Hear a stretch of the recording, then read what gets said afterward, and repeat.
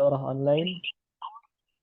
online Fasahatul Lisan, yang mana pertemuan pertama ini kita awali ya dengan materi tematik yang berjudul Meniti Jalan Para Ulama dalam Belajar Al-Quran. Baik, sebelumnya sedikit ada maklumat untuk para peserta ikhwani wa akhwati rahimani wa rahimakumullah. Yang pertama insyaallah untuk absen kita akan share di tengah-tengah pembelajaran atau di akhir pembelajaran kita akan melihat. Kemudian insyaallah halaqah ini adalah full untuk penyampaian materi ya. Penyampaian materi artinya adalah segala sesuatu pertanyaan boleh nanti ikhwan dan akhwat disampaikan di link ya, di link khusus untuk pertanyaan, dan insya Allah kita akan jawab satu persatu di link tersebut ya. Jadi insya Allah maksud kami atau niat kami mengumpulkan pertanyaan-pertanyaan di link tersebut dan menjawabnya juga di situ ya, agar pertanyaan-pertanyaannya bisa diambil manfaatnya oleh saudara-saudara kita yang lainnya ketika membuat link itu ya. Maka pertanyaan-pertanyaan sebelumnya, materi-materi sebelumnya itu tetap insya Allah akan ada dan bisa menjadi bahan materi. Nah, barakallahu fikum. Dan insya Allah pada daurah online Fasahatul Lisan level pertama ini, sekali lagi kita akan membuka daurah ini dengan mengkaji kajian tematik dengan judul Meniti Jalan Para Ulama dalam Belajar Al-Quran. Nah, baik, adapun topik pembahasan kita ya, sekurang-kurangnya itu ada 8 pembahasan ya, 8 pembahasan. Yang pertama, insya Allah kita akan membahas tentang Al-Quran atau seputar ilmu dan Al-Quran itu sendiri. Kemudian yang kedua, ya tak lupa kita mengulang-ulang terus keutamaan-keutamaan Al-Quran, keutamaan-keutamaan membacanya, ya, fadilah-fadilahnya. Maka di pembahasan kedua kita akan membaca keutamaan tilawah Al-Quran. Meskipun saudara-saudara saudara-saudara kita semuslim ya, mungkin sedikitnya atau banyaknya mengetahui keutamaan tilawah Al-Quran, tetapi terkadang kita terlupakan atau terkadang kita luput dan lalai dari itu, dan hal itu menjadikan kita tidak semangat atau tidak ada kelezatan ketika membaca Al-Quran. Maka insya Allah kita akan bahas kembali keutamaan tilawah Al-Quran. Kemudian tidak lupa juga kita akan membahas adab tilawah Al-Quran, karena para ulama ya mendahulukan adab sebelum ilmu ya, karena adab di atas ilmu. Para ulama salaf berkata, kanu yata'allamuna al-hadiya kama yata'allamuna al-ilma. Ya, para sahabat ridwanullahu alaihim, para tabi'in, tabi'in, generasi-generasi terbaik, ya, maka mereka yata'allamuna al-hadiya, mereka mempelajari al-hadiya, yaitu adab, kama yata'allamuna al-ilma, sebagaimana mereka mempelajari ilmu. Artinya para ulama mempelajari adab, yaitu kurun waktunya itu sama dengan kurun waktu yang mempelajari ilmu. Atau bahkan ada beberapa ulama yang pelajaran tentang adabnya ya dia habiskan hidupnya itu tentang atau pelajaran tentang adab ya, puluhan puluhan tahun setelahnya baru mempelajari ilmu. Ini menunjukkan bahwasanya semangat para ulama, semangat para sahabat, semangat para ulama-ulama terdahulu, para salafus salih ya, mementingkan adab terlebih dahulu, karena adab ya di atas segala sesuatu. Nah, kemudian yang keempat tentang definisi ringkas dari ilmu tajwid itu sendiri. Yang kelima, urgensi atau kenapa kita harus belajar ilmu tajwid. Kemudian yang keenam, hukum ya, hukum mempelajari dan mengamalkan ilmu tajwid, karena di situ ada beberapa khilaf dari para ulama, dan di situ ada beberapa faidah dari para ulama juga. Ya, insya Allah kita akan bahas satu persatu. Nah, kemudian pembahasan selanjutnya yaitu tentang al-lahan atau kesalahan-kesalahan dalam membaca Al-Quran, seputar kesalahan dalam membaca Al-Quran. Ini sangat penting karena bukan hanya kita mempelajari bagaimana mengucapkan atau melafalkan huruf-huruf dalam Al-Quran, atau cara-cara yang benar dalam mempelajari Al-Quran, tetapi mempelajari kesalahan-kesalahan dalam membaca Al-Quran itu juga sangat sangat penting. Ya, sebagaimana di bab aqidah ada bab tentang nawaqidul iman atau nawaqidul Islam, pembatal-pembatal keimanan atau pembatal-pembatal keislaman. Bahkan Syekh Abdul Razak bin Abdul Muhsin Al-Badr, beliau menulis buku tentang sebab-sebab turunnya dan naiknya iman, ya. Dan beliau menyantumkan beberapa faidah atau sebab-sebab naiknya dan turunnya iman. Ini menunjukkan bahwasanya pentingnya sebagai setiap muslim untuk memperhatikan dua pembahasan ini, ya. Dua pembahasan ini tentang kebaikan dan tentang keburukan. Kenapa kita mempelajari tentang kebaikan atau dalam hal ini ilmu tajwid, ya? Kenapa kita wajib mempelajari bagaimana cara melafalkan Al-Quran atau kalimat-kalimat dalam Al-Quran dengan baik dan benar? Ya, maka jawabannya agar kita agar kita mengikuti sunnatun mutaba'ah atau sunnah yang diikuti atau yang apa namanya? Yang diikuti oleh para ulama terdahulu, yang mana mereka membacakan Al-Quran kepada guru-gurunya, guru-gurunya kepada guru-gurunya, sampai kepada Rasulullah Shallallahu Alaihi Wasallam. Ya. Kemudian kenapa kita harus mempelajari kesalahan-kesalahan dalam membaca Al-Quran? Maka jawabannya untuk apa? Untuk kita terhindar dari kesalahan-kesalahan tersebut. Sebagaimana kita mempelajari tauhid atau aqidah yang benar, agar apa? Agar kita ya semakin terbuka dan semakin cinta dan semakin tahu akan keesaan Allah Subhanahu wa taala, akan keesaan Allah Subhanahu wa taala dalam tauhid rububiyahnya, tauhid uluhiyahnya dan tauhid asma wa sifatnya. Kemudian kenapa kita harus mempelajari pembatal-pembatal keimanan atau keislaman? Maka agar kita terselamat dari itu semua. Maka sekali lagi mempelajari kesalahan Al-Qur'an, ya, itu sangat penting sebagaimana pentingnya mempelajari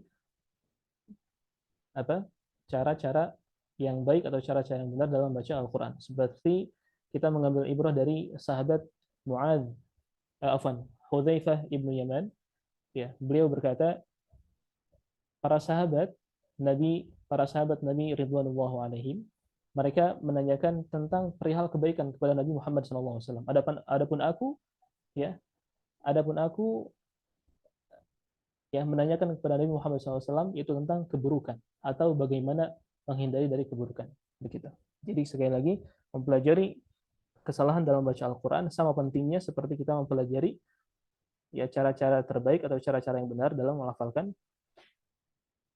Al-Quran itu sendiri. Kemudian yang kedelapan, pembahasan kita adalah tentang tingkatan qiraah atau tingkatan tilawah, itu bagaimana tingkatan dalam baca Al-Quran, tentang tempo, ritme, dan lain sebagainya. Nah,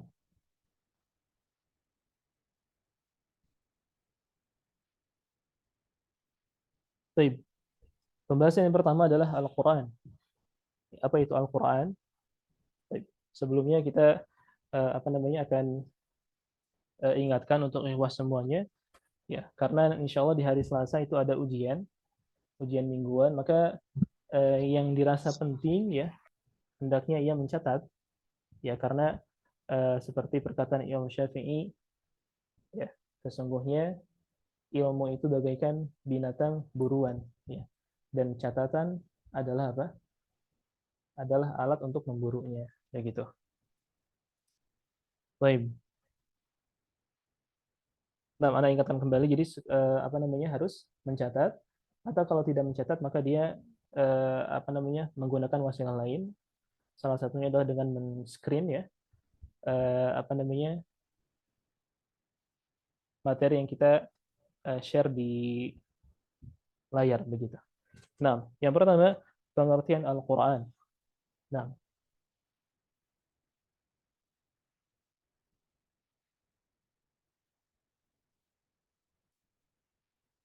baik.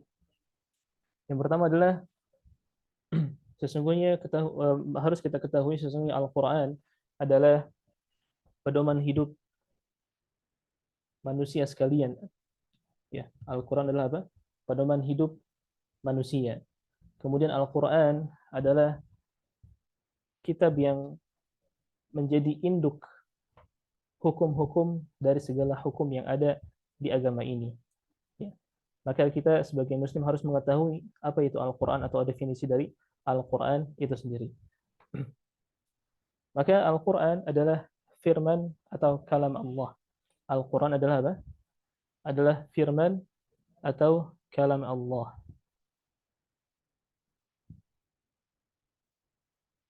Nah,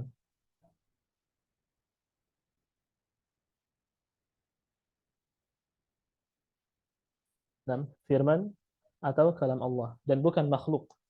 Sekali lagi Al-Quran itu bukan makhluk, tetapi Al-Quran adalah kalam Allah Subhanahu wa taala.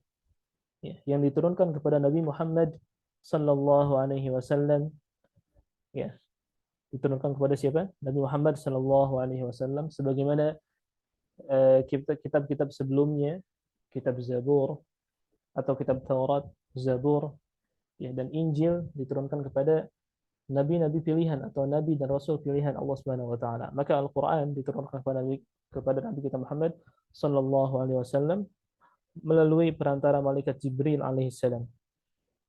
Dan Al-Qur'an datang dengan bahasa Arab yang jelas. Bilisanin Arabiyyin mubin, kata Allah Subhanahu wa taala, bilisanin Arabiyyin mubin.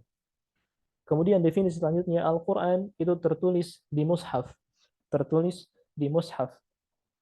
Nah, meskipun pada awalnya Al-Quran, ya, ketika Nabi SAW menerima bacaan atau Al-Quran dari Jibril alaihissalam, kemudian Rasulullah SAW memerintahkan salah satunya adalah Zaid bin Thabit untuk menuliskan wahyu, ya, maka awal pertama kali Al-Quran dikumpulkan yaitu pada zaman Rasulullah SAW, dan ini dalil yang menguatkan bahwasanya pengumpulan atau penulisan Al-Quran itu terjadi di zaman Nabi Muhammad SAW, dan memang perintah dari Rasul SAW, karena ada kelompok yang mengatakan bahwasanya penulisan Al-Quran itu terjadi ya pada zaman Utsman bin Affan, dan ini sesuatu atau perkara yang diada-adakan oleh Utsman bin Affan, atau sesuatu perkara yang bid'ah yang diadakan oleh atau yang dilakukan oleh Utsman bin Affan. Maka dalilnya atau bantahan untuk orang-orang yang mengatakan begitu, ya, atau berpendapat demikian, bahwasanya Rasulullah SAW,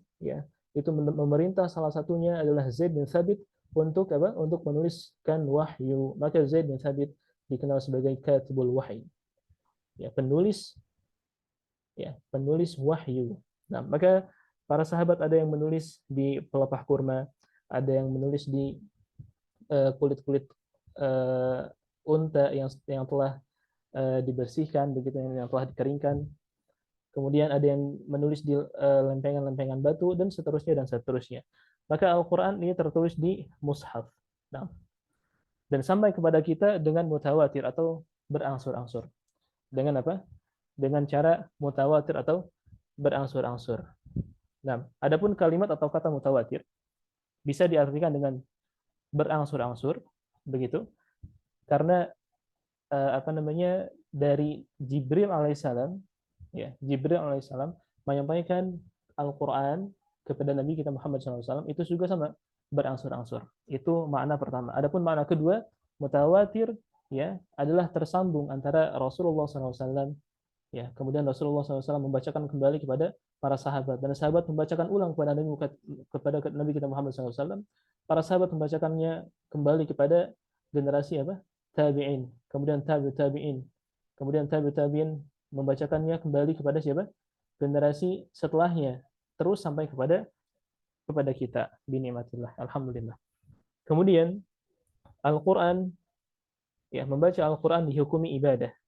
Membaca Al-Quran dihukumi sebagai ibadah. Dan Al-Quran, seperti yang kita ketahui, dimulai dari surat Al-Fatihah, ya, dimulai dari surat Al-Fatihah dan diakhiri dengan surat An-Nas. Ya. Kita ulangi bahwasanya Al-Quran itu adalah pedoman bagi, ya, seorang muslim atau bagi seluruh manusia. Ya, karena Al-Quran itu menunjukkan kita atau semua orang yang beriman kepadanya, ya, itu kepada jalan yang paling lurus. Allah Subhanahu wa taala berfirman, "Inna hadzal Qur'an yahdi lillati hiya aqwam wa yubashshirul mu'minina alladziina ya'maluna as-shalihat anna lahum ajran kabira." Sesungguhnya Al-Qur'an menunjukkan kepada jalan aqwam yang paling lurus. Wa yubashshirul mu'minina alladzina ya'maluna shalihat, ya, dan memberikan kabar gembira kepada kaum mukminin atau orang-orang beriman, barang siapa yang beramal saleh, anna lahum ajran kabira. Maka bagi orang mukmin yang mengerjakan amal-amal saleh, anna lahum ajran kabira, maka ganjaran mereka adalah pahala yang sangat besar. Kemudian Al-Qur'an adalah sebagai mukjizat, mukjizat atau al-mu'jizah al-khalidah, mukjizat yang kekal, ya, yang turun kepada dada Nabi kita Muhammad SAW dan akan terus begitu kekal hingga akhir zaman, hingga, ya, hari kiamat ditegakkan oleh Allah Subhanahu wa taala. Nah, Allah taala berfirman, la ya'tihi al-batilu min baini yadayhi wala min khalfihi tanzilu min hakimin hamid. Ya, bahwasanya Al-Qur'an tidak datang, ya, kepadanya al-batil, sesuatu yang batil, dari depan maupun dari belakangnya. Tanzilu min hakimin hamid, turun dari Rabb yang Maha Hakim, bijaksana dan Hamid, terpuji. Kemudian Al-Qur'an diturunkan sekali lagi kepada kita, siapa? Nabi kita Muhammad SAW dengan wasilah Jibril alaihissalam, ya. Dan Allah Subhanahu wa taala sendiri yang menjamin penjagaannya. Allah Subhanahu wa taala berfirman, "Inna nahnu nazzalna dzikra wa inna lahu lahafizun." Sesungguhnya kamilah yang telah menurunkan al-dzikra atau Al-Qur'an, wa inna lahu lahafizun, dan kita sendiri dan kamilah yang akan apa?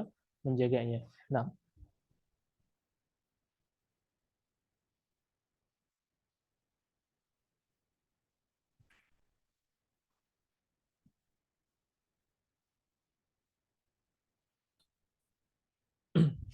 baik.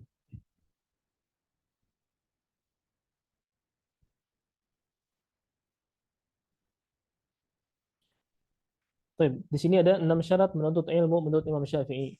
Ya, 6 syarat menuntut ilmu menurut Imam Asy-Syafi'i. Yang pertama, ya, harus terkumpul dalam seorang penuntut ilmu, ya, yaitu kecerdikan atau kepandaian, ya, dapat menerima dan dapat apa namanya, mengambil banyak faedah dari gurunya atau faedah-faedah ilmu yang disampaikan oleh gurunya.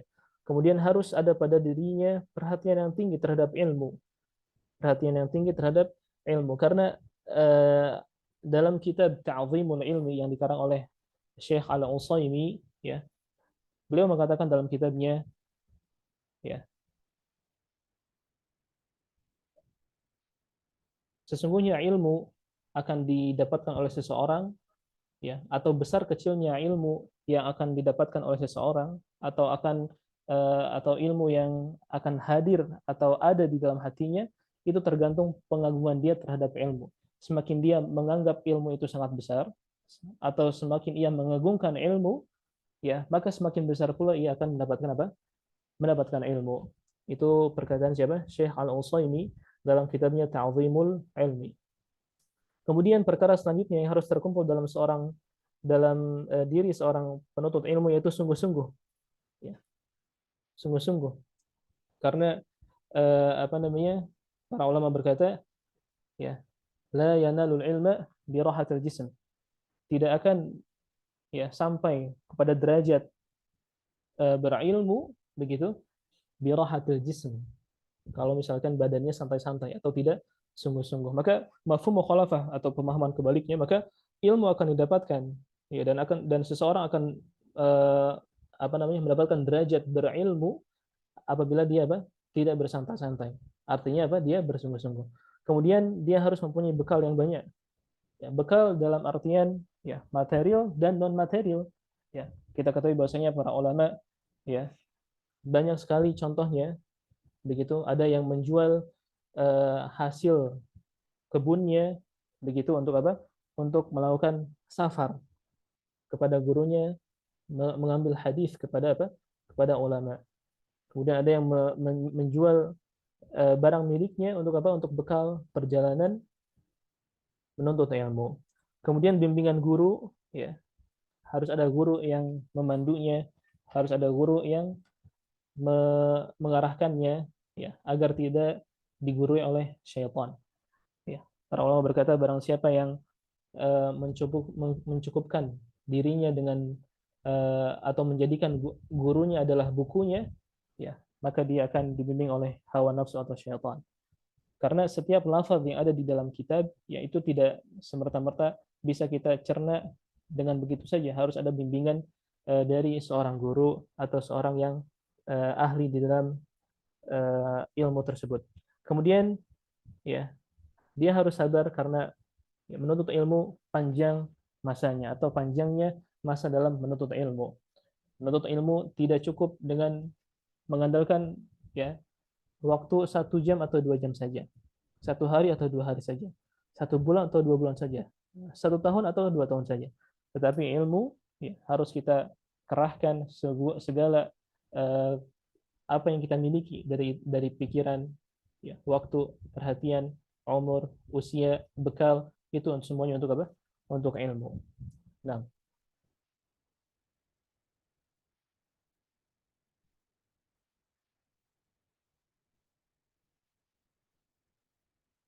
baik. Di sini ada perkataan ulama, ya, mengatakan bahwasanya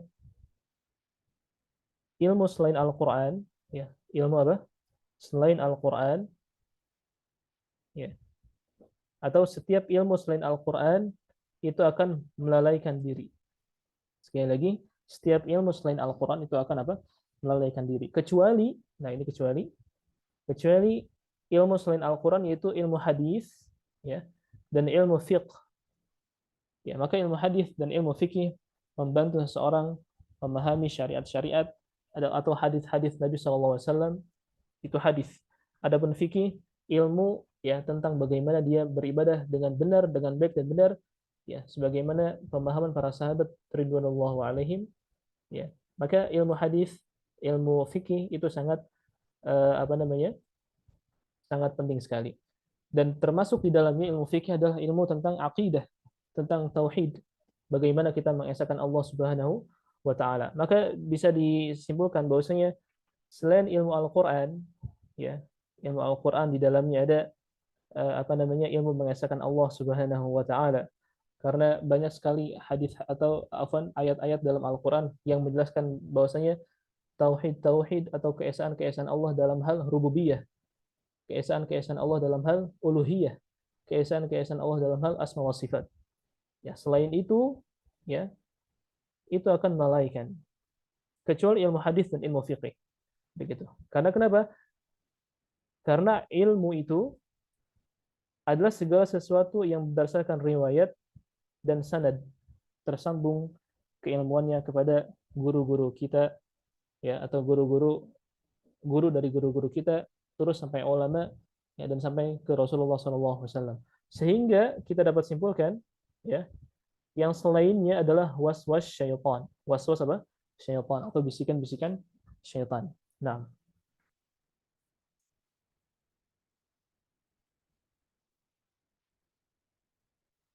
baik. Selanjutnya keutamaan tilawah atau keutamaan membaca Al-Qur'an. Nah,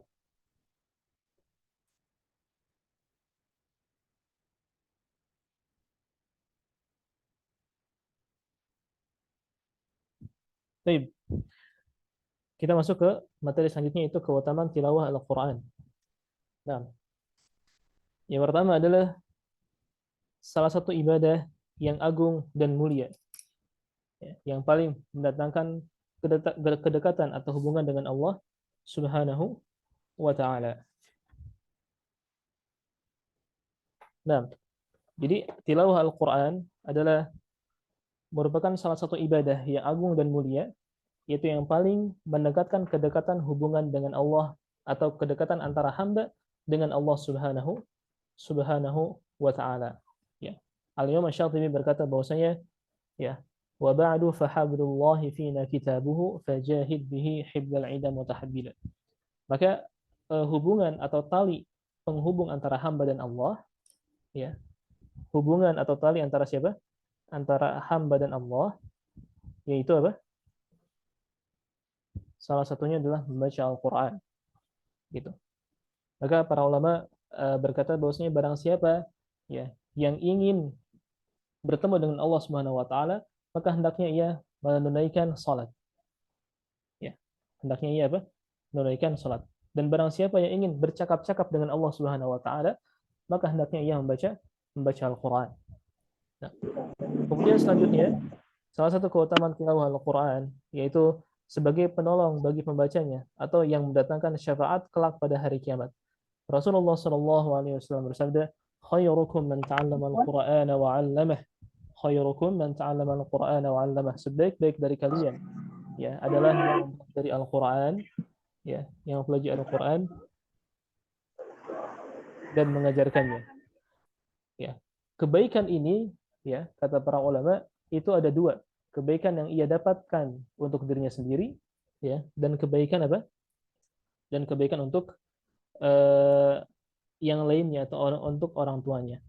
Dalam dalam Al-Imam Al-Ajurri dalam kitabnya mengatakan bahwasanya Al-Qur'an itu akan menjadi saksi atau pemberi syafaat ya, sebagai teman dan sebagai penjaga bagi pembacanya atau bagi pembacanya, pembelajarnya dan pengamalnya. Maka barang siapa yang keadaannya demikian, maka berarti dia telah memberi manfaat kepada dirinya sendiri dan memberi manfaat kepada siapa? Keluarganya. Bahkan orang tuanya dan anaknya akan mendapatkan kebaikan di dunia lagi di akhirat.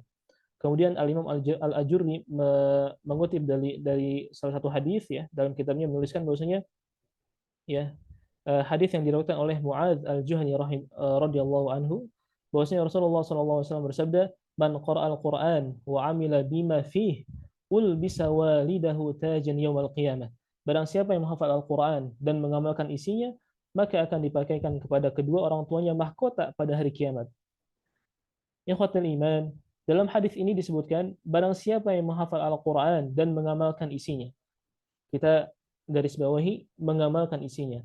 Maksudnya bahwasanya ahlul Quran ya, yang merupakan keluarga Allah dan mereka adalah orang-orang yang dekat dengan Allah Subhanahu wa taala, yaitu mereka yang menggabungkan antara ilmu dan amal. Sekali lagi apa? Ahlul Quran adalah mereka yang menggabungkan antara ilmu juga amal, menghafal Al-Quran dan mengamalkannya.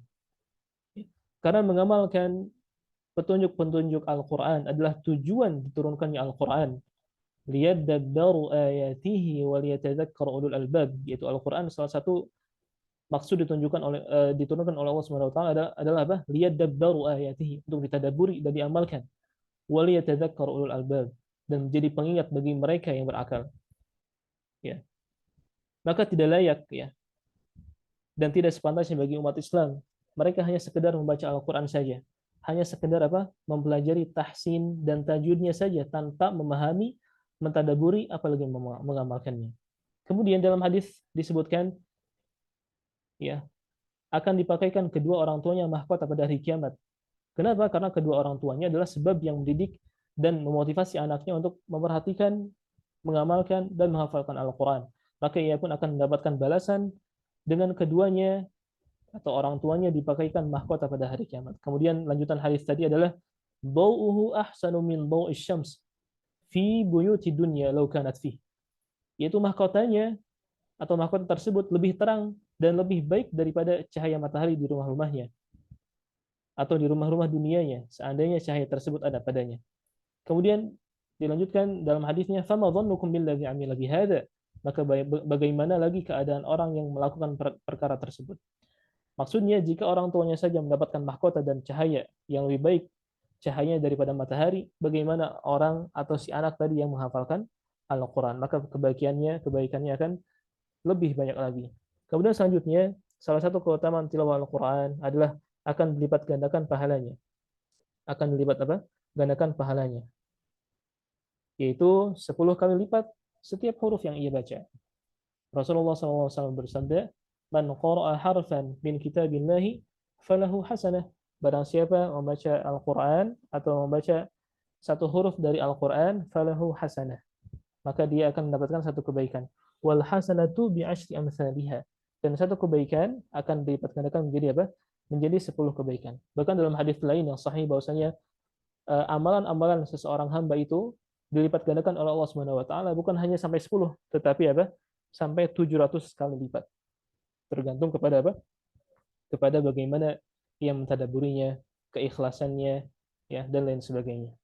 Baik, kemudian salah satu keutamaan tilawah Al-Qur'an adalah, ya, dia akan menjadi sebaik-baik apa? Sebaik-baik manusia. Ya, sebagaimana Al-Qur'an diturunkan kepada umat Islam, maka umat Islam menjadi sebaik-baik umat. Ya, Al-Qur'an diturunkan di bulan Ramadan, maka Ramadan akan menjadi apa? Atau telah menjadi apa? Sebaik-baik bulan. Al-Qur'an diturunkan di Lailatul Qadar, maka Lailatul Qadar atau malam Lailatul Qadar menjadi sebaik-baik malam.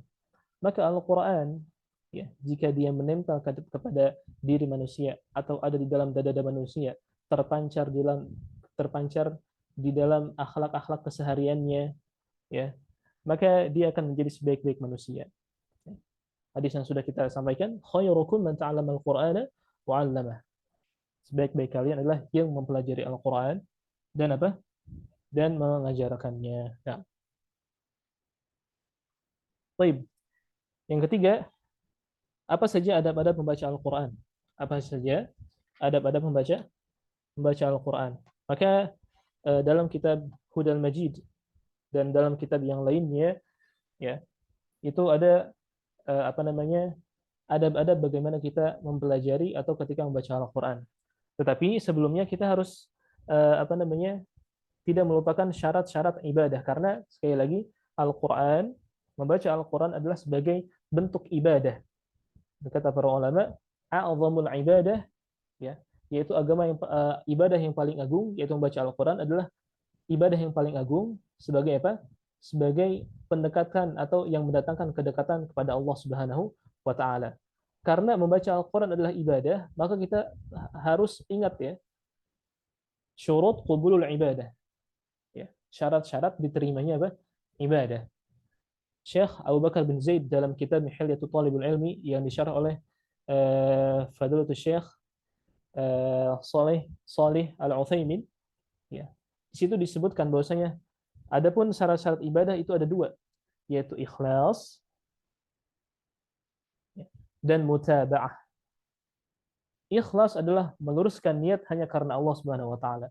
Ikhlas adalah hanya mengharapkan, ya, pahala dari Allah Subhanahu wa taala, tidak mengharapkan sanjungan, pujian dari manusia atau dari karib kerabat misalnya, ya, atau dari kaum muslimin pada umumnya. Ketika dia membaca Al-Qur'an, tidak ada dalam hatinya, ya, ingin disebut sebagai qari, sebagai pembaca Al-Qur'an yang suaranya indah misalnya.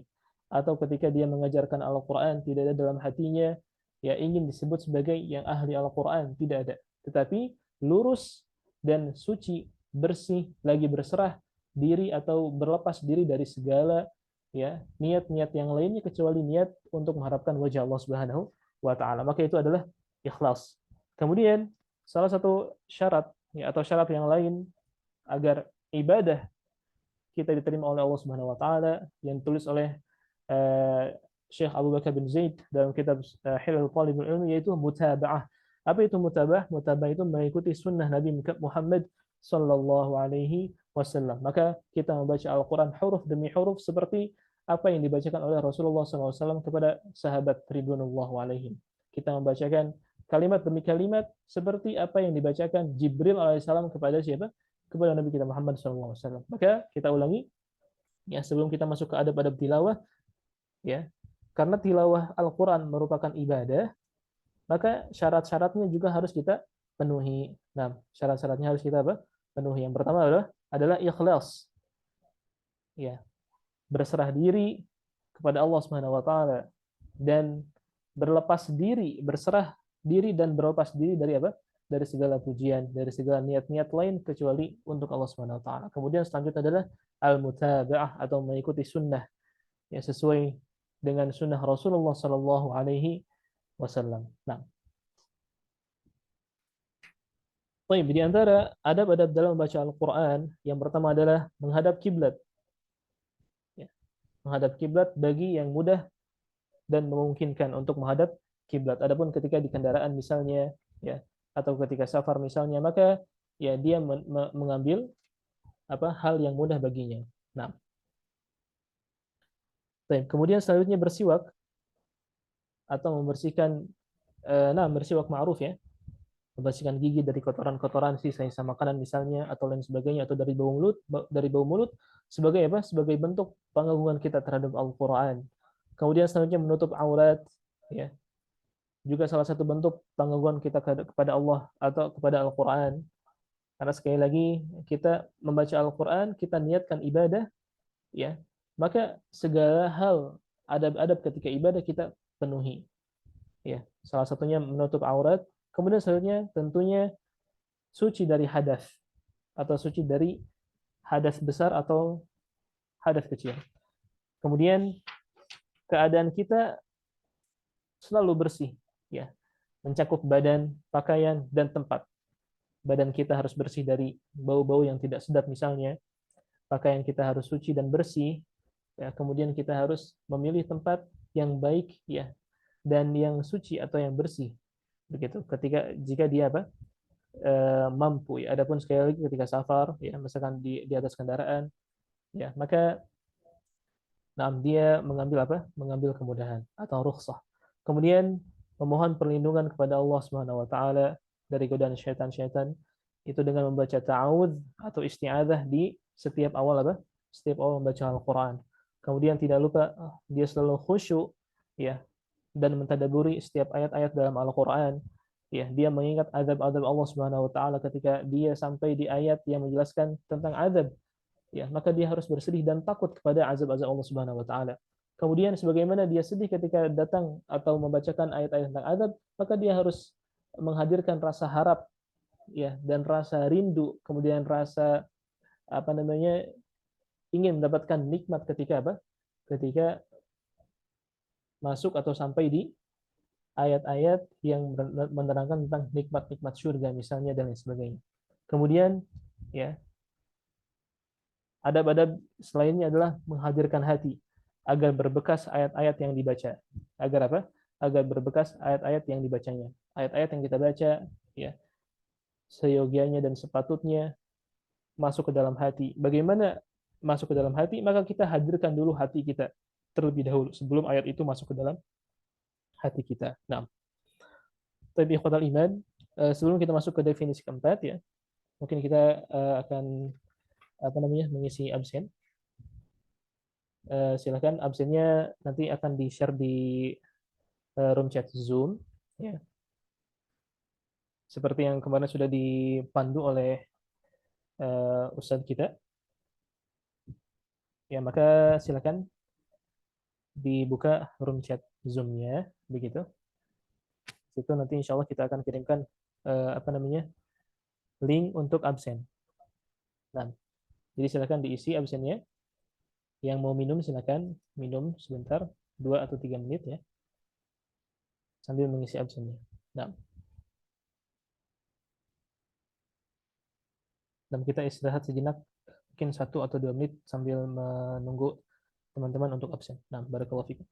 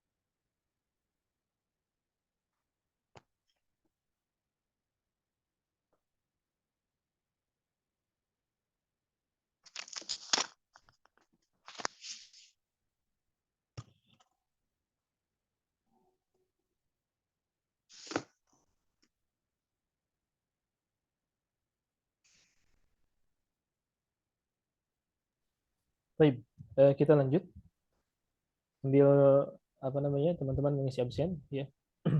Kita lanjutkan. Selanjutnya poin keempat adalah memperbaiki bacaan atau tahsin. Afwan, yaitu pengertian tentang tajwid, ya. Adapun tajwid, ya, berasal dari kata, ya, jawwada jawwidu atau hassana yuhassinu. Tajwid, ya, atau tahsin, yaitu memperbaiki apa? Bacaan. Baik, itu secara bahasa. Jadi secara bahasa adalah memperbaiki, memperbaiki bacaan. Nah, adapun secara istilah yaitu mengeluarkan setiap huruf, ya, kita lihat di sini. Mengeluarkan setiap huruf dari tempat keluarnya atau dari makhrajnya serta memberikan hak dan mustahak huruf. Ini adalah pengertian istilah dari tajwid itu sendiri, yaitu mengeluarkan apa? Setiap huruf dari tempat keluarnya itu makhrajnya, ya, serta memberikan hak dan mustahak huruf. Pertanyaannya, apa itu hak huruf dan mustahak huruf? Nah, maka hak huruf, ya, kita lihat sini. Hak huruf yaitu sifat-sifat yang selalu ada membersamai huruf apapun kondisinya, ya. Yaitu sifat-sifat apa? Yang selalu ada membersamai huruf apapun kondisinya. Contohnya sifat jahar, syiddah, dan lain sebagainya. Maksudnya adalah ya ketika huruf itu berharokat fathah, kasrah, dhammah, atau sukun bahkan, atau lain sebagainya ketika dia misalkan bertemu dengan huruf yang lain menjadi hukum tertentu, ya, maka sifat-sifat atau hak huruf, ya, itu selalu membersamai huruf tersebut. Contohnya jahar, syiddah. Jahar, ya, misalkan tertahan nafasnya atau tertahan suaranya pada huruf jim misalkan. Ya, maka setiap atau apapun kondisi huruf jim, apapun kondisinya, maka sifat jahar, ya, atau tertahan nafas dan tertahan suaranya pada huruf jim itu selalu apa? Mengikuti atau selalu ada. Intinya hak huruf adalah apa? Sifat yang selalu ada. Sifat apa yang selalu ada atau sifat yang mengikuti. Adapun mustahak huruf, maka kebalikannya, yaitu sifat huruf yang terkadang ada dan terkadang tidak ada. Nah, ulangi. Mustahak huruf adalah sifat-sifat huruf yang terkadang ada dan terkadang tidak ada. Kadang datang dan kadang pergi, begitu. Contohnya adalah sifat huruf izhar. Ya, ketika nun sukun atau tanwin bertemu dengan hamzah, ha, ain, ha, ghin, kha. Contohnya adalah izhar halqi atau idgham, ya. Maka setiap huruf tidak dihukumi izhar selalu, ya, tidak selalu izhar. Atau huruf itu tidak selalu dibaca samar. Huruf tidak selalu dibaca jelas, ya. Karena ada beberapa kondisi huruf itu dibaca samar, ada beberapa kondisi huruf dibaca dengung dan lain sebagainya. Maka ini disebut dengan mustahak huruf atau sifat-sifat yang terkadang ada, terkadang tidak ada. Nah, sekarang masuk ke dalam urgensi tajwid. Ya, tadi kita telah mengetahui, ya, tajwid secara bahasa dan secara istilah secara ringkas. Ya, sekarang kita masuk ke urgensi apa? Urgensi tajwid. Kenapa harus belajar ilmu tajwid? Nah, yang pertama, kenapa kita harus mempelajari ilmu tajwid? Ya, yaitu agar dapat membaca Al-Quran dengan baik dan benar. Agar dapat apa? Membaca Al-Quran dengan baik dan benar. Sebagaimana definisi tajwid itu sendiri, ya, yaitu apa? Memberikan setiap huruf atau mengeluarkan setiap huruf dari makhrajnya dan memberikan hak dan mustahaknya. Ya. Maka mempelajari ilmu tajwid, samrahnya atau buah dari pelajaran ilmu tajwid yaitu kita dapat membaca Al-Quran dengan baik dan benar. Ya. Yang mana bacaan yang terbebas dari lahan. Terbebas dari apa? Dari lahan. Lahan adalah kesalahan dalam membaca Al-Quran. Ya, lahan adalah apa? Kesalahan dalam membaca Al-Quran. Baik itu kesalahan yang tersembunyi atau disebut dengan lahan khafi, nanti insya Allah kita akan bahas, atau kesalahan yang nampak, begitu. Jadi apa? Sekali lagi, untuk menjaga bacaan kita terbebas dari kesalahan yang nampak atau yang tersembunyi. Kemudian selanjutnya membantu memahami makna ayat Al-Quran serta mentadaburinya. Nah, serta apa? Mentadaburinya. Yang mana semua ini akan memberikan efek yang sangat besar bagi hati, ya, akan memberikan apa? Efek yang sangat besar bagi hati dan jiwa, ya, sampai pada derajat ketundukan dan khusyuk. Ya, ini adalah apa namanya? Poin yang kedua yang mana ini sangat apa namanya? Sangat penting sekali, ya, ketika kita membaca Al-Qur'an, maka tingkatannya adalah tingkatan paling tinggi dari tilawah Al-Qur'an sebelum amal, ya, sebelum amal. Tujuannya kita amal, tetapi tingkatan tertinggi ketika membaca Al-Quran itu sampai kita ke derajat khusyuk dan tunduk kepada ayat-ayat yang kita baca. Nah, kemudian selanjutnya salah satu kenapa kita harus mempelajari ilmu tajwid ya, karena merupakan bentuk penjagaan Al-Qur'an ya. Bentuk apa? Penjagaan Al-Qur'an. Penjagaan maksudnya seperti apa? Yaitu penjagaan dari segala penambahan ya, penyelewengan serta perubahan huruf yang ada di arti maupun makna ya. Seseorang membaca mempelajari Al-Qur'an, mempelajari ilmu tajwid, maka harus diniatkan dia untuk menjaga menjaga Al-Qur'an dari misalkan kaum-kaum ya musyrikin atau orang-orang kafir yang hendak yang hendak merusak Al-Qur'an dari dalam misalkan, atau orang-orang zindiq, orang-orang munafik yang mempelajari Al-Qur'an untuk merusak Al-Qur'an dari makna, arti, huruf dan lain sebagainya. Maka ketika kita mempelajari ilmu tajwid, maka kita niatkan itu ya untuk apa? Untuk agar kita mendapatkan meraup pahala yang lebih besar lagi, yaitu menjaga dari segala penambahan, penyelewengan, perubahan huruf, arti dan makna. Kemudian selanjutnya ya, belajar tajwid juga agar melatih rahang dan lidah. Itu agar tetap konsisten dalam pengucapan huruf demi huruf ya, sehingga sehingga akan sangat membantu menghasilkan hafalan Al-Qur'an yang baik, mutqin dan fasih. Bukan hanya hafalan, tetapi tetapi keindahan ketika membaca Al-Qur'an. Keindahan ketika ketika membaca Al-Qur'an. Bagaimana seorang seseorang membaca Al-Qur'an sedangkan dia menghiasi Al-Qur'an atau bacanya itu dengan tajwid yang baik dan benar ya, maka akan lebih menancap lagi, lebih nikmat lagi ketika dia membaca. Berkata Imam Syatibi dalam muqaddimahnya Hirzul Amani wa Ijtihadi ya, ketika kita membaca Al-Qur'an mengulang-ulanginya ya, tardaduhu wa tardaduhu yazdadu fihi tajammula. Ya, ketika kita mengulang-ulang Al-Qur'an tentunya dengan bacaan yang baik dan benar sesuai hukum-hukum tajwid yang benar yang sahih, wa tardaduhu yazdadu fihi tajammula, maka akan semakin indah dan semakin nikmat Al-Qur'an itu ketika dilantunkan. Ya, maka salah satu ya tujuan kenapa harus belajar ilmu tajwid agar apa? Agar kita dapat melatih lahang, lidah agar tetap konsisten ya. Konsisten ketika mengucapkan huruf demi hurufnya. Nah, kemudian ya salah satu tujuannya adalah bisa menjadi mahir dan bisa mengajarkannya. Ya, menjadi apa? Mahir dan mengajarkannya tentunya dengan sanad keilmuan yang terstandar yang bersambung sampai Rasulullah Shallallahu Alaihi Wasallam. Maka kita sengaja adakan daurah fasahatul lisan yang insya Allah keilmuan ini tersambung kepada guru-guru kita ya, yang mana guru-guru kita membacakan Al-Quran kepada guru-gurunya lagi terus sampai Rasulullah Shallallahu Alaihi Wasallam. Nah,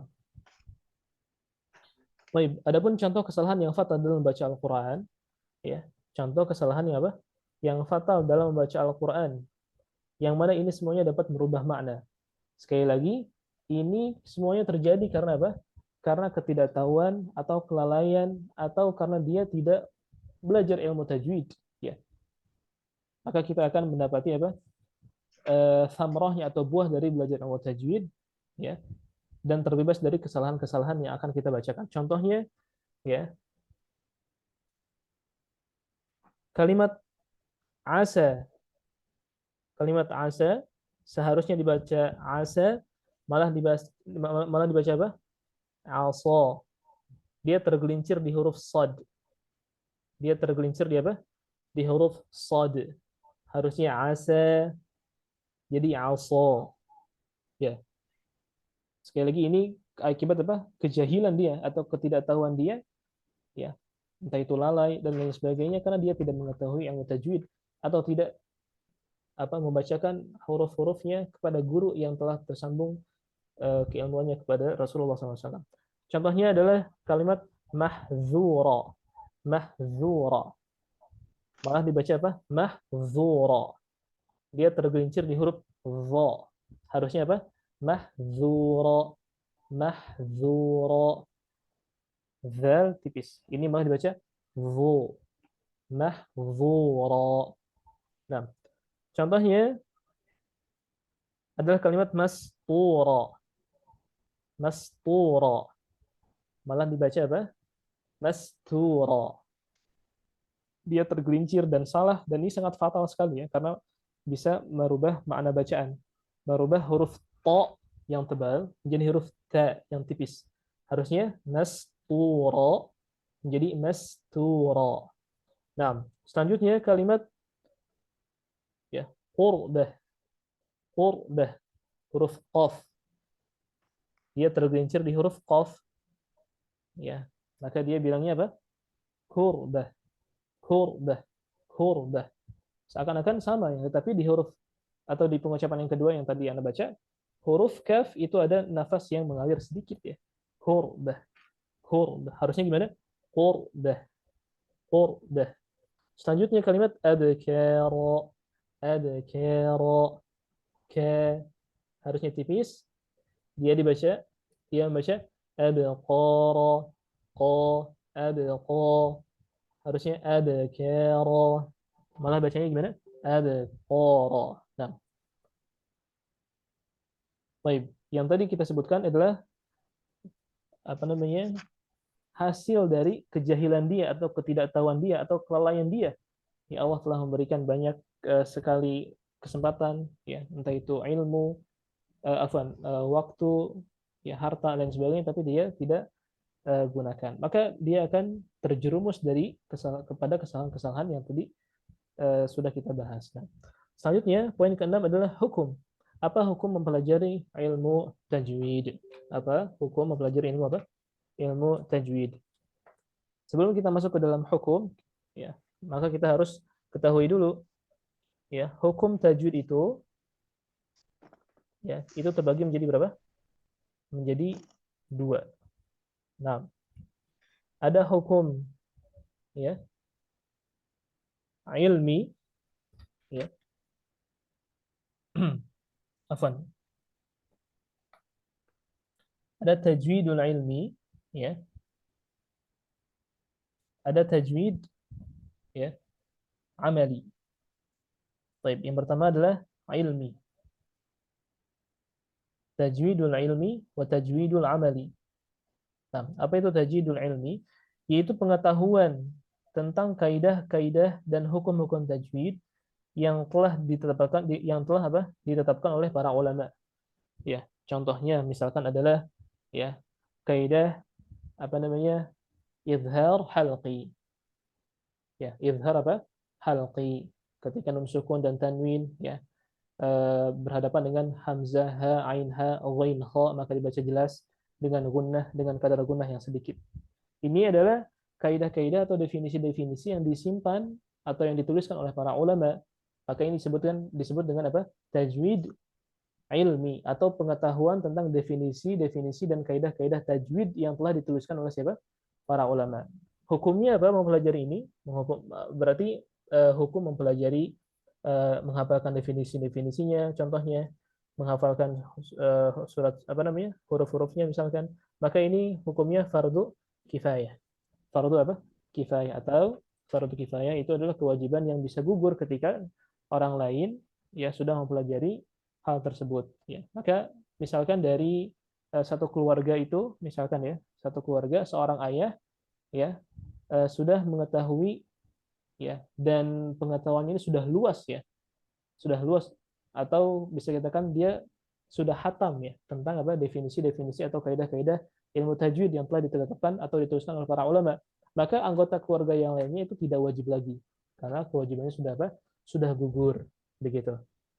Nah, adapun tajwid yang kedua atau hukum tajwid yang kedua yaitu tajwidul amali ya atau amal ya, yaitu membaca Al-Qur'an sesuai dengan apa yang turun kepada Rasulullah SAW dan sampai kepada kita secara mutawatir. Ya, secara apa? Mutawatir. Maka ini hukumnya apa? Fardu ain. Apa itu fardu ain? Fardu itu wajib. Ain, ya, ain itu kalau kita artikan ya dari bahasa Arab yaitu mata. Artinya adalah wajib setiap mata, likuli ainin atau setiap orang. Maka hukum ini tidak bisa gugur ketika apa? Ketika orang lain ya, meskipun orang lain sudah mahir dalam membaca Al-Qur'an misalkan, ya. Nah, dia itu belum gugur kewajibannya, tetap dia harus wajib bisa membaca Al-Qur'an dengan baik dan benar sebagaimana dibacakan Al-Qur'an ya dari Jibril alaihissalam kepada Rasulullah Shallallahu alaihi wasallam, meskipun dia tidak mengetahui definisi-definisi tajwid misalnya. Tetapi membacakannya dengan kaidah tajwid dan benar, yang baik dan benar, itu hukumnya fardu ain dan tidak bisa ditangguhkan atau diwakilkan oleh orang lain. Maka setiap muslim wajib bisa dituntut ya, konsekuensinya dia sebagai muslim harus bisa baik dan benar dalam membaca Al-Qur'an seperti Rasulullah SAW membacanya. Nah, baik. Selanjutnya adalah lahan atau seputar kesalahan dalam membaca Al-Qur'an. Seputar kesalahan dalam membaca Al-Qur'an. Nah, adapun lahan ya, artinya adalah kesalahan. Atau dari kalau misalkan kita melihat dari maknanya, lahan adalah mailun ila syai' ya. Mailun ila syai'. Lahan itu condong kepada sesuatu ya. Condong kepada sesuatu. Adapun itu secara global ya. Adapun di ilmu tajwid, lahan adalah kesalahan. Ya, kesalahan dalam membaca Al-Qur'an. Maka ini terbagi menjadi berapa? Menjadi dua. Dan ada lahan atau kesalahan yang tersembunyi disebut dengan lahnul khafi. Ya, lahnul apa? Lahnul khafi, dan ada lahnul jali. Ya. Ada apa? Lahnul jali. Sekali lagi, ada lahnul khafi yang tersembunyi, ada lahnul jali yang nampak. Perbedaannya apa? Kalau dari segi definisi, ya, maka lahnul jali, ya, lahnul jali adalah kesalahan dalam membaca Al-Qur'an atau kesalahan kalimat-kalimat yang ada di dalam Al-Qur'an begitu yang diketahui oleh orang awam atau orang yang ahli di bidang Al-Qur'an. Sekali lagi, jali itu apa? Kesalahan dalam baca Al-Qur'an yang bisa diketahui atau bisa diidentifikasi oleh orang awam ya atau orang yang ahli. Adapun khafi sebaliknya, hanya orang yang ahli saja yang bisa mengidentifikasi kesalahan-kesalahannya. Baik, maka sekarang kita akan bahas yang jali dulu atau yang nampak. Baik, kesalahan ya yang jali adalah kesalahan berat ya ketika membaca Al-Qur'an.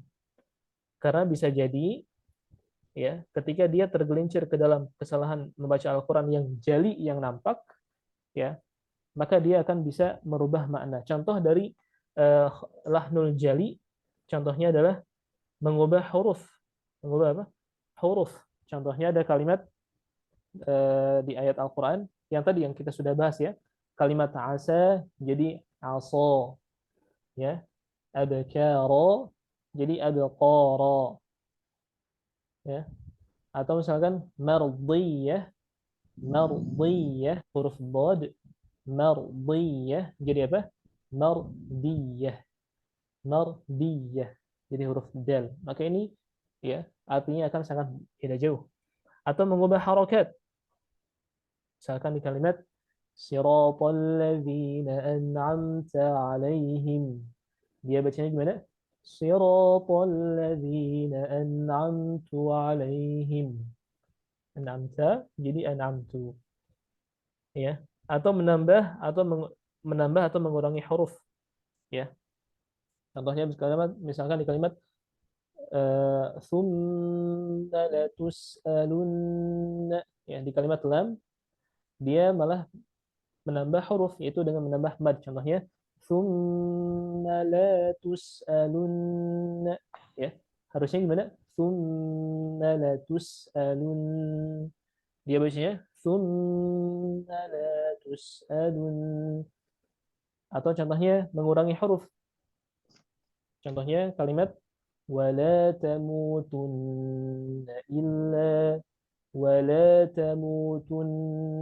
إلا وأنتم مسلمون. Di kalimat ولا تموتن dia bacanya ولا تموتن إلا, menghilangkan alif. Nah, hukumnya seperti apa? Hukumnya ketika dia tergelincir dari kesalahan-kesalahan yang fatal ini ya, maka ijma para ulama ini diharamkan ya, diharamkan seseorang ya mengubah huruf mengubah harokat atau mengurangi atau menambah huruf, ya, atau dia tergelincir atau terjebak, ya, di lahnul jali, maka ini haram. Kesepakatan para ulama. Catatannya in ta'ammada wa tasahhala. Jika dia apa? Jika dia sengaja dan bermudah-mudah. In ta'ammada wa tasahhala. Bermudah-mudah dan apa namanya? eh, sengaja, ya. Adapun kalau tidak sengaja karena kebodohan itu, maka di sini ditinjau dari dua aspek. Yang pertama, kalau dia tidak tahu, ya, maka wajib bagi dia tahu, begitu kan? Wajib bagi dia tahu, ya. Jadi hukumnya yang asalnya haram, misalkan dia bodoh atau tidak mengetahui, jahil, maka dia dimaafkan, ya, insya Allah dimaafkan. Begitu, tidak masuk ke derajat haram. Tetapi apa? Dia wajib, begitu ya. Dia apa? Wajib dituntut untuk bisa dan terselamat dari lahnul jali, begitu. Baik, selanjutnya al-khafi atau lahnul khafi atau lahan yang tersembunyi yang mana hanya diketahui oleh orang-orang yang mahir saja. Nah, yaitu kesalahan, ya, ringan ketika membaca Al-Qur'an yang tidak sampai mengubah makna. Tidak sampai apa? Mengubah makna. Meskipun tidak sampai mengubah makna, ya, tetapi ini kalau misalkan terus dilakukan, ya, maka bacaannya tidak akan tidak akan sempurna, begitu. Akan ada cacat di situ. Sekali lagi nanti kita akan bahas tentang hukumnya. Contohnya adalah meninggalkan idgham. Meninggalkan apa? Idgham. Ya. Man ya'mal. Dia bacanya man ya'mal. Atau idghamnya kurang. Man ya'mal. Kita bicara tentang hafs, ya. Qiraat hafs atau riwayat hafs dari Asim. Atau terlalu menggetarkan suara huruf ra. Harusnya ra itu ketika tasydid misalkan, ya, itu dia samar.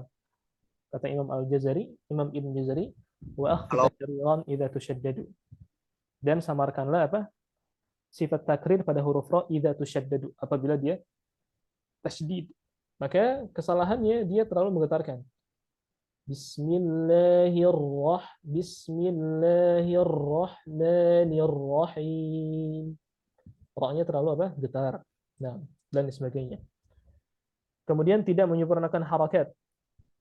Contohnya misalkan di kalimat bismillah, harusnya dia bacanya gimana? Ba kasrah dengan tahqiq, ya, dengan apa? Dengan jelas dan tegas. Bismillah, Bismillahirrahmanirrahim. Dia bacanya gimana? Bismillah, ya. Bisa dipahami, ya. Harusnya gimana? Bismillah. Dia bacanya gimana? Bismillah, Bismillah, begitu. Jadi ba-nya itu tidak sempurna. Nah, kemudian hukumnya seperti apa? Maka hukumnya berdosa jika sengaja melakukan kesalahan tersebut, padahal sebenarnya dia bisa menghindarinya, ya, dan tidak berdosa jika disebabkan adanya kekurangan atau ketidaktahuan. Sekali lagi, ini hukumnya berdosa, yu'tham, ya, tetapi in ta'ammada wa tasahhala. Jika dia sengaja atau lalai, ya, atau bermudah-mudah. Bermudah-mudah dalam artian dia sudah tahu, tetapi tidak acuh, begitu, ya. Tidak acuh. Maka ini akan dihukumi berdosa. Sebetulnya pembahasan tentang lahan itu sangat banyak sekali, bahkan para ulama, ya, yang datang dahulu, ya, terdahulu atau yang datang belakangan itu membuat atau menulis tentang lahan, karena saking banyaknya kesalahan dalam baca Al-Quran dan kita harus menghindarinya. Dan ini sedikit ringkasnya saja. Ini pembahasan terakhir, ya, mungkin 5 menit lagi, yaitu tingkatan qiraah atau maratibut tilawah atau maratibul qiraah, tingkatan membaca Al-Quran. Dan ini, ya, sangat penting sekali, ya, diketahui oleh para pembaca Al-Quran, penghafal Al-Quran, bahkan pengajar Al-Quran. Maka tingkatan qiraah atau maratibul qiraah, ya, itu ada 3. Nah, itu ada apa? Ada 3. Yang pertama yaitu adalah tahqiq, ada tadwir, dan ada hadr. Tadwir, tahqiq, tadwir, dan hadr. Nah, apa itu tahqiq? Yaitu membaca Al-Quran dengan tempo perlahan tanpa menambah dan mengurangi, serta tetap memerhatikan tiap-tiap huruf dan hukum-hukumnya.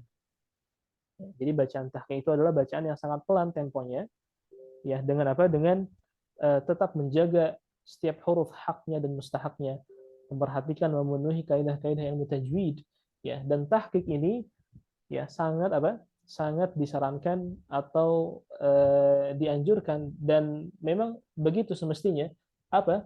Yaitu dipakai ya sebagai metode dalam pelajaran, mengajar dan mengajarkan Al-Qur'an, ya. Karena tahqiq, kata para ulama, adalah metode yang paling bisa dianjurkan ya oleh apa? Oleh pembelajar Al-Qur'an dan pengajar Al-Qur'an. Bagaimana membacakan Al-Qur'an per huruf dengan tegak, ya, dengan lugas, jelas begitu. Setiap hurufnya hak mustahaknya dipenuhi, setiap huruf demi huruf, kalimat demi kalimat, ayat per ayat, ya, begitu, dan terdengar jelas begitu. Serta apa? Tidak lupa menjaga kaidah-kaidah dari ilmu tajwid itu sendiri. Sekali lagi, tahqiq adalah ya bacaan yang pelan, dan disarankan atau dianjurkan atau bahkan memang sebegitu mestinya ya cara belajar dan mengajarkan Al-Qur'an. Contoh tingkatan kedua ya, yaitu tadwir, yaitu membaca Al-Qur'an dengan tempo pertengahan antara tahqiq dan hadr. Yaitu apa? Membaca Al-Qur'an dengan tempo pertengahan antara tahqiq dan hadr, tetapi tetap ya menjaga apa? Menjaga hurufnya, ya, mustahak hurufnya, hak huruf, mustahak huruf, dan memperhatikan kaidah-kaidah atau hukum-hukum tajwid, ya. Jadi tadwir itu bacaan yang lebih cepat daripada tahqiq, ya. Dan tadwir itu adalah bacaan yang lebih cepat daripada tahqiq, dan biasanya tadwir ini dipakai oleh para ya imam-imam salat begitu. Nah, kemudian hadr, tingkatan ketiga, yaitu membaca Al-Qur'an dengan tempo yang cepat dengan tetap memperhatikan tiap-tiap hurufnya dan hukum-hukumnya, ya. Jadi hadr itu adalah apa? Tempo bacaan Al-Qur'an yang cepat, lebih cepat daripada tadwir, ya. Tapi tetap tetap menjaga apa? Tempo-tempo apa namanya? Tetap menjaga hak dan mustaq huruf dan hukum-hukum tajwidnya, begitu. Tetapi hadar ini ya disarankan untuk apa? Untuk seseorang yang sudah mahir baca Al-Qur'an misalnya, ya, untuk murajaah pribadi misalnya, ya, atau untuk tilawah pribadi dan mandiri misalnya. Maka hadar ini tidak disarankan untuk apa namanya? Cara mengajarkan Al-Qur'an. Adapun cara mengajarkan Al-Qur'an sekali lagi adalah apa? Metode atau ritme bacaan tahqiq atau tempo yang sangat perlahan. Setiap hurufnya dipenuhi hak-haknya, begitu ya. Hak dan mustahaknya. Setiap kalimat demi kalimat itu dipenuhi hukum-hukum tajwidnya. Ya, dan ini sangat dianjurkan ya oleh siapa? Untuk para pengajar dan pelajar Al-Qur'an. Ya, di sini ada catatan. Adapun tartil, ya, tartil itu adalah sifat yang menyertai, kita lihat di sini, adalah sifat yang menyertai ketiga tingkatan tersebut, ya. Apa itu tartil? Yaitu membaca dengan tajwid dan mengetahui waqaf, tempat berhenti. Ya, ini sebagaimana penjelasan dari Imam Ali radhiyallahu anhu atau sahabat Ali radhiyallahu anhu, ya. Beliau mengatakan bahwasanya at-tartilu, ya, yaitu mengetahui tajwid, ya, wa ma'rifatul wuquf, ya, yaitu mengetahui, ya, atau membaca dengan tajwid dan mengetahui waqaf atau berhentinya. Kapan dia harus berhenti, kapan dia harus mulai. Maka di hal ini atau di hal waqaf wal ibtida, kapan seorang membaca Al-Qur'an harus mulai atau berhenti, kapan dia harus mulainya, dari mana, maka ini sangat penting sekali juga, ya. Saking pentingnya Imam Abu Amr Ad-Dani menuliskan kitab tentang Al-Waqf wal Ibtida dari awal Al-Fatihah sampai An-Nas, ya. Saking apa? Pentingnya waqaf dan ibtida, karena dengan waqaf dan ibtida kapan dia berhenti, kapan dia mulai, ini apa? Juga berkenaan tentang sempurnanya kalimat, sempurnanya makna, sempurnanya lafaz dari setiap lafaz-lafaz dari yang ada dalam Al-Qur'an. Begitu. Itulah tingkatan maratibut tilawah atau maratibul qiraah. Sekali lagi ada tahqiq, tadwir, hadr, begitu. Maka insyaallah taala pembelajaran kita ya dan metode yang kita akan terapkan di Hirz Academy ini, ya setiap pembelajarannya itu akan kita pakai apa? Metode atau tempo bacaan tahqiq. Bacaan apa? Tahqiq. Karena ini memang disarankan oleh para ulama. Setiap orang ketika membaca tahqiq ya, maka dia terbebas dari tuntutan-tuntutan apa? Tuntutan naik nada ya, nadanya harus naik di ayat tertentu. Nadanya harus pertengahan di ayat tertentu atau di titik ayat tertentu atau nadanya dia harus turun di titik ayat tertentu. Maka dia terbebas dari itu semua, ya. Terbebas dari itu semua.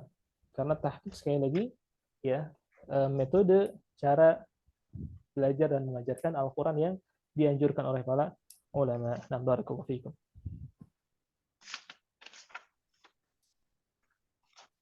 Baik.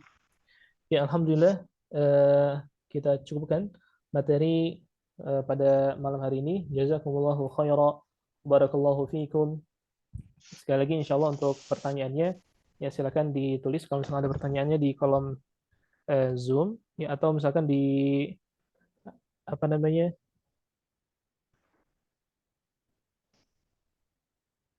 di grup ya insya Allah untuk pertanyaan ya. Baik, sebelum kita tutup ya silakan ikhwah yang belum absen silakan klik apa namanya absen link absen yang di eh, Zoom ya.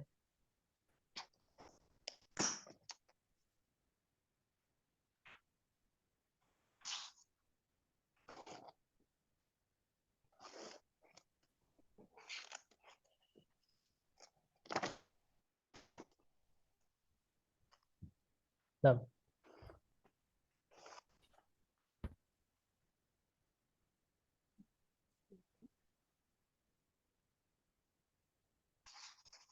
ya silakan sudah absen semua insya Allah ya. Baik, jazakumullah khair kita cukupkan halaqah malam hari ini. Ya, semoga Allah SWT berikan taufik kepada kita semuanya. Semoga Allah SWT ya menuliskan setiap detik yang kita luangkan untuk Al-Quran menjadi pahala yang sangat besar di sisi Allah SWT dan semoga Allah SWT berikan keberkahan Al-Quran kepada kita semuanya, keluarga kita, ya orang-orang yang kita sayangi dan cintai karena Allah, kepada umat muslimin juga, kaum muslimin. Semoga Allah SWT pertemukan kita di surganya kelak. Amin ya Allah ya Rabbal Alamin. Kita cukupkan materi pertemuan di apa namanya pertama ini. Insya Allah kita akan lanjut di pertemuan selanjutnya di besok ya, insya Allah besok malam dan masuk ke materi biidznillah ta'ala. Nah, jazakumullahu khairan barakallahu fikum. Kita cukupkan dengan alhamdulillah dan kifaratul majlis. Alhamdulillah alamin. Subhanakallahumma bihamdika asyhadu an la ilaha illa anta astaghfiruka wa atubu ilaik. Jazakumullahu khairan barakallahu fikum. Wassalamualaikum warahmatullahi wabarakatuh. Waalaikumsalam warahmatullahi wabarakatuh. Jazakallahu khairan Ustaz.